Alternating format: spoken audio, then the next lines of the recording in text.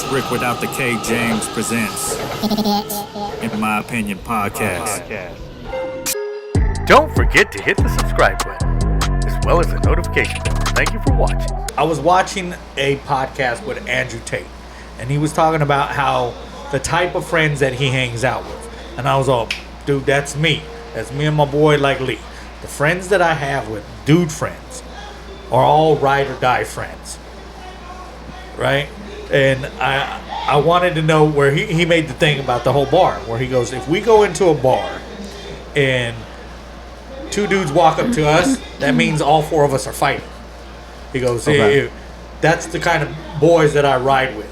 And he goes, but again, like I've made a comment, I've told people, if me and you go in the bar and you're acting an ass and you're calling everybody out, I'm like, obviously Rudy wants to fight, so we're going to see this. Right. And I'm not jumping in until I have to jump in to pull the dude off of you. Right? Otherwise, I felt like you were the one that started. Yeah, you brought this on to yourself. We go yourself. into a bar, some dude walks up to you and starts mouthing off, he's probably going to have to watch his left flank because I'm going to knock his ass out first, right? Mm-hmm. Where that's the kind of people I kick it with. Where we were trying to figure out what is the same thing for a female. And the thing that I came up with another female was the only thing that I know of that is kind of reciprocal for a female when it's a ride or die female is some bitch that I know for a long time that won't fuck my dude.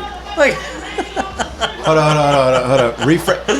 So what is her job? The type here? of female friend that she wants is knowing that she's a true friend. Oh, that she won't fuck. Okay, she won't fuck her dude. Like as soon as those two break up, like, because I've heard so many stories, including my ex. That's you, bitch. I'm talking about you. Where the moment she broke up, she like fucked his best friend. Right. That's and it's for kind sure. Of a more like some hatred shit. Yeah, like fuck like, you, dude. bitch. I'm not doing it so I can bust a nut. I'm doing it to hurt you. So I guess the question would be: is what type of friend do you want to call a friend, Rudy? You know what, man? The main thing that I need in a good ass friend. It's so funny because we were talking about this exact thing on the show today in the morning. Oh, the main thing that I need in a friend is I just need somebody who's gonna encourage me. That's it. I feel like if you want to be a good friend, your main job is to be like a light of encouragement for that person. That's it. Because when you focus on encouraging somebody, all those other great virtues and values, they come with that. The positivity, the kindness, the thoughtfulness, the having somebody's back. All that shit comes with the element of all packed into the element of encouragement. So if all I do to you, Rick, or all I do to you, Sophia, is encourage you, if every time you see me you just know that Rudy's gonna encourage you, I'm most likely doing all those other great things that you want in a friend anyways. Mm-hmm. So for me, I need somebody who's gonna encourage me. Yeah, I mean, have my back if we're in a fight for sure. You know what I'm saying? Don't encourage me getting my ass whooped. You know what I'm saying? Like definitely have my back. But I think that the number one element that you need in a friend, and somebody, when you can tell that somebody is good friend material, is if they're somebody who comes into your life and they bring like a light of encouragement. Instead of making shit dark and negative, they're actually trying to pump you up in all your endeavors and the shit that you do. That to me is like the number one. That's the most valuable element in friendship, encouragement. Yeah, I mean, you are, what do they say? You are made up of the 5 closest people in your circle, yes. Right? So, yeah, I agree. I would want the people around me to have those things, and if not, then sorry, you get the boot.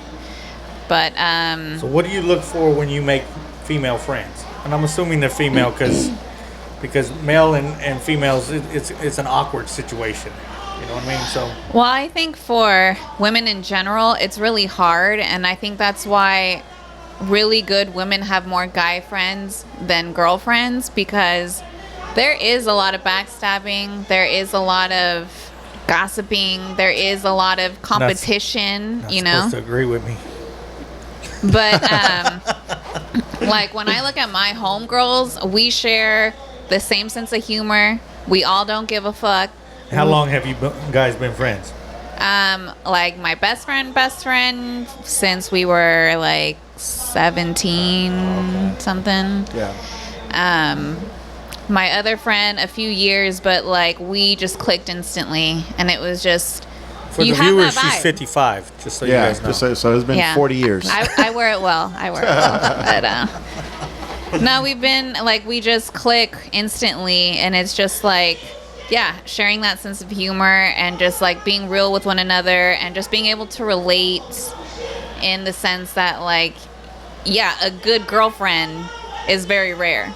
So let's cherish the shit and support each other and talk shit about other people, maybe. No. Hey, Nice. I mean, that comes with friendship, though. You're going to talk shit about Yeah. people. That comes with the kinship of it all. Now, No, but again, yes. you don't have to name names, but when I was speaking about it and I was like, hey, I've known a lot of females that fucked other dudes. Have you ever seen any of that? And again, you ain't got to say names. I have. Yes. No, She's like, no, motherfucker, I was that friend. Absolutely. I mean, that shit's happened to me a couple of times, and not best friends, thank God, but like just women in the circle where they know. So all of a sudden they're like, oh, hey, how's it going to dude, and it's like, the fuck are you doing? And you get a little hurt because these are the same people who's hugged you, who's told you like, who's encouraged you and try to be supportive, and it's just like, where did this come from? Right. I've had a family member ask me if it was okay to go to my ex for something, right? And I was just like, the fact that you've thought about this long enough to text me to see if it's okay has to tell you something, right? Like It got your like- wheels turning. Like, like who the fuck does that? Of course I mind.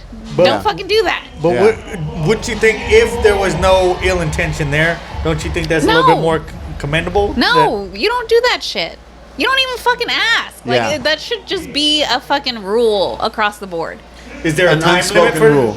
Is there a Yeah. time limit for that? No, forever. Forever. For You better fucking never. ever. If you see this That- motherfucker at the grocery store, you look the other way. Exactly. That's where I think that's where I differ personally. Like I'm with you up until the forever part. Because man, at some point it's like motherfuckers like, look, for me to give my homie the green light to go fuck with some girl that I used to mess with, that to me, right out the gate after me and her break up or something like that, obviously, like you said, unspoken rule, motherfuckers should just know not to do that. Yeah.